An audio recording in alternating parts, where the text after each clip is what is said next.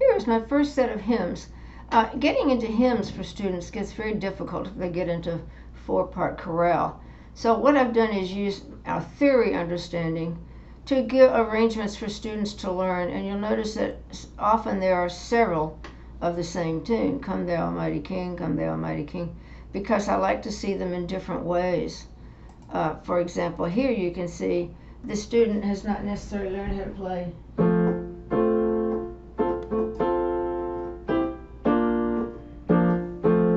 three-note chords in their right hand over a bass root. But that's a really good way to learn that. And then here you see there's an easy version of just easy left-hand chords.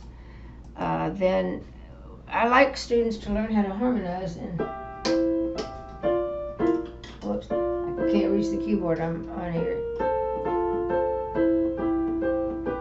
And that's a really important way to learn. So we have exercises to get all those thirds and sixths in your hand. The same tune with the full three-note chords. Then here's one that's much harder. You see there's a lot of movement in the left hand and a fairly simple melody in the right hand. Now this one is one of my favorite because you'll see that the person has to figure out what these chords mean. So we have a 1 chord in all inversions, then we have a 2-6 chord, a 1-6-4, and a 5-7 and 1. One of the most repeated progressions in hymns, classical music, folk songs, and it's really important to be able to do that and to be able to fill these chords in without having the notes there. However, as an example, in case they need it, here it is with it written in. You see there's the A minor chord over the C, G chord over D, D7, G. So it's really important to learn that. Danny Boy, we've just got 1, 4, and 5, basically. Another Danny Boy in a different key, another one in a different key. Now this one I love because this is showing you some secondary chords where we're going from 1 to 6, then the 2, 6, then 5 and 1, and then 4. Now we got a secondary dominant. So it's important for students to learn all of these different aspects of keyboard theory because then they can play the hymns by ear. Here we are with 6 and thirds and 3-note chords. This is just a simple one with left-hand bass, but then here we're making the chords in different inversions so you can get a little more flexible. Then here's a simple version of I Would Be True. Then here you see adding chords in the right hand and some thirds and sixths. And here's just 1, 4, and 5. Here's 2-part chorale actually. And then another 2-part chorale with Joyful, Joyful. Now this I love because here's a version of Just As I Am with just left-hand chords and just simple chords, 1, 4, and 5. And then here we're now going to harmonize with thirds and sixths, actually mostly thirds in the right hand. Then here we're going to add a 6 chord and a 2 chord in the first inversion and a 5 and a 1. So you're going to get some secondary chords added to it.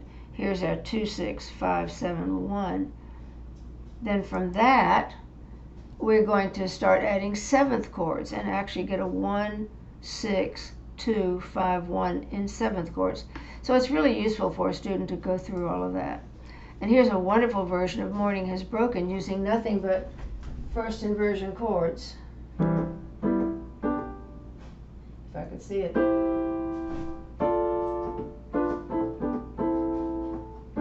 It's really rich and pretty and easy to play because you're keeping your hand in the same position. Nearer My God to Thee, you can see it probably is pretty much 6 and thirds, 6 and thirds, some inversions that you're not always used to in the left hand.